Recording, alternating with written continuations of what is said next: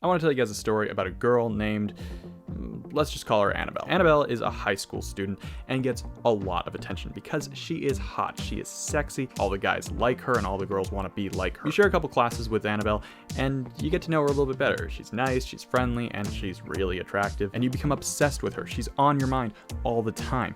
She's a wonderful person and you give her all your attention and all your focus. And that's not a bad thing. She's a great person. But then you start to treat other people like crap, and you start forgetting about all the things that your friends and your family have done for you. People like your mom, who have cooked and cleaned for you and have taken care of you this entire time. You treat her like garbage because it's all about Annabelle. It's all about Annabelle and you're just paying attention to her. Does that sound right? Does that sound like a healthy relationship? No, it doesn't. Hold on, I'd like to introduce you guys to Annabelle. Annabelle, say hello.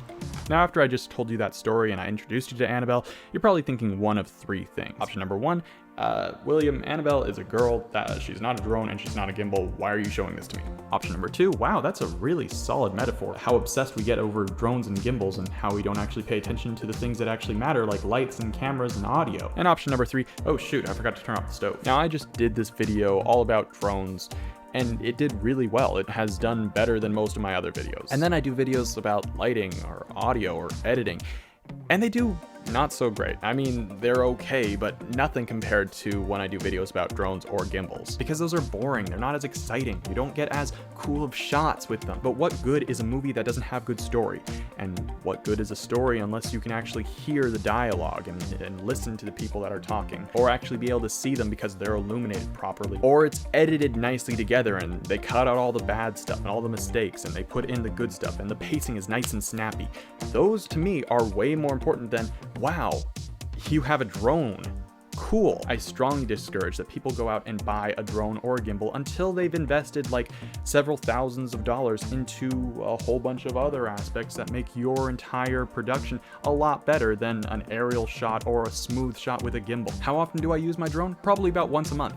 How often do I use my microphone? Every single damn day. And that's not to say that my drone or my gimbal are bad tools. No, I love them and I'm glad I invested in them. But that's only after I paid for things like audio and my lighting and my computer and my cameras and my lenses and all these other things that actually make my life easier and help me to create. And then there's these drones and gimbals that are just kind of bonuses. I would do fine if I didn't own a drone or a gimbal. So in this video, I really want to talk about the pieces of gear that I think are way more important than drones and gimbals, because these are the pieces of gear that I think are the unsung heroes of the film set. Number one is audio gear. If you haven't invested in a good audio solution, then you might as well be shooting yourself in the foot. Audio is the first thing that your audience is going to notice. We hear things before we see things, so make sure that you invest in a good audio solution before anything else. Number two is a tripod. Now, compared to gimbals, tripods are boring. They're simple. They just hold up a camera, so why would I pay $400, $500, $600 on a tripod when instead I can spend that same money on a gimbal? Tripods can really help you as a filmmaker to learn and grow, because you're able to really focus in on the storytelling through your composition and framing. You really need to be thinking about your shot and how to express your message through how the camera is positioned and what the framing and shot looks like. And if you guys know me, you know that I really love composition and framing, and it's one of the most important parts to filmmaking. And a traditional tripod is going to do that for you so much more, and you're going to learn a lot more about framing and composition rather than using a gimbal. Number three on the list is a solid camera bag. Now, camera bags are also boring, but they're a necessity. By having all of your camera equipment organized in one single place that is exactly how you want it to be, it's a lot more professional and you have everything laid out exactly as it should be. Your equipment is able to be stored in a place that is safe and really well organized, which is so important for the creative process. You don't want to feel all this clutter or all this junk in your head as you're trying to look for something. So by investing in a nice camera bag that you're able to properly organize, you are getting rid of all of this clutter, which is helping you not feel so cluttered in your own brain, which is helping you unlock a lot more creative potential. Number four on the list is lights. Now, when you use lights, you're able to shape them in so many different ways and be able to communicate to your audience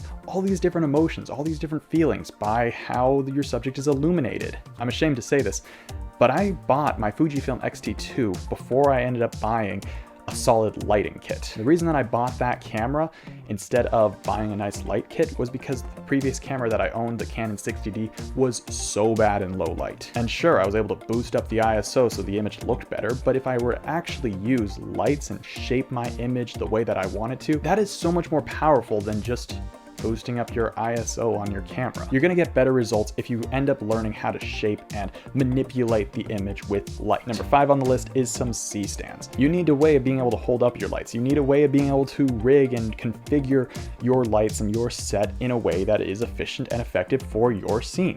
And C-stands are one of the most powerful tools to be able to do this. These things get really tall. I've never maxed out the height of one of these stands because I just always find that my ceilings are too short everywhere I go when I'm using these things. But they also come with these metal rods that you can stick inside of these heads, these little gobo heads, just like so. And then you have this arm that stretches out. Now, why would you want to do this? Why is this something that is actually helpful? Well, if you bring this stand up, you can attach a light right here and then give yourself that nice little hair light, that nice little edge. And because of the way that it's stretched out, you can hide the stand from being inside the shot. And I use this all the time. This is usually how I get that little edge, that little hair light. I've also attached cameras to these heads, and then I'm able to get those like overhead shots so you're able to see what I'm doing from the top down angle. I've mounted bounce cards, monitors, microphones. These hold up all kinds of accessories, and they do it in a really sturdy way. They're just such a great tool that if you haven't been using, you're seriously missing out. And next on the list is music.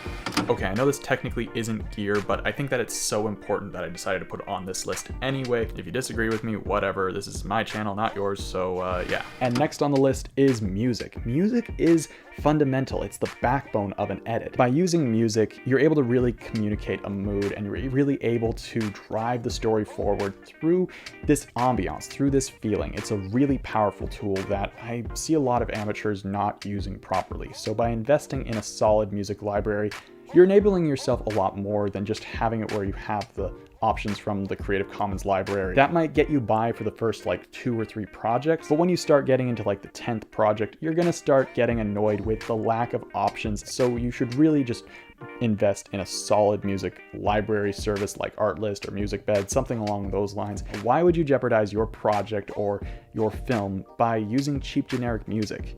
Instead, you can use Artlist or another subscription service that is going to give you much better quality music, and you have much more options. And lastly, you need to be investing in lenses. Lenses are expensive, but they're also very beautiful, and they're very powerful tools. Just as I had mentioned about music and lighting, lenses can really drive your story forward. They can really communicate a lot of things, like the emotional state of your character or the relationship between your characters. If you're using, say, like a telephoto lens, that can communicate to your audience that your character feels emotionally distanced away from their loved ones or something along those lines. If you're using a really wide angle lens that is all distorted and looks kind of weird, that can make your audience feel uncomfortable. Maybe that's a really good lens to be using in, say, like a horror film. And so by getting yourself a wide variety of lenses, you're giving yourself a wide variety of options to be able to tell your story in a way that is powerful and impactful. Anyway, guys, those are just some of my recommendations.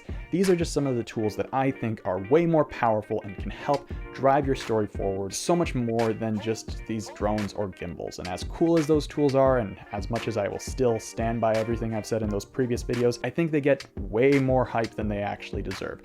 So keep this list in mind. I hope that this has helped you in some way, shape, or form. Comment down below what kind of tools that you think really help communicate your story to your audience. Thank you guys so much for watching this video. Make sure you hit that like button, subscribe if you haven't already, and ring that notification bell so you're getting those notifications, you know, do all that jazz. And I will see you next time. Take care. Hey, that went pretty good, I think. I don't know. So in this video, I want to talk about the 7, what am I doing with my hands? So in this video, I want to talk about the 7, what am I doing with my hands? 7. This is 7. So in this video, I want to talk, why is this so hard? 7. Maybe if I do this, this will be easier. The 7. There we go.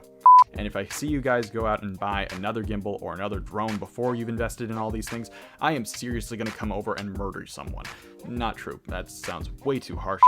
Creative process right here. We got this.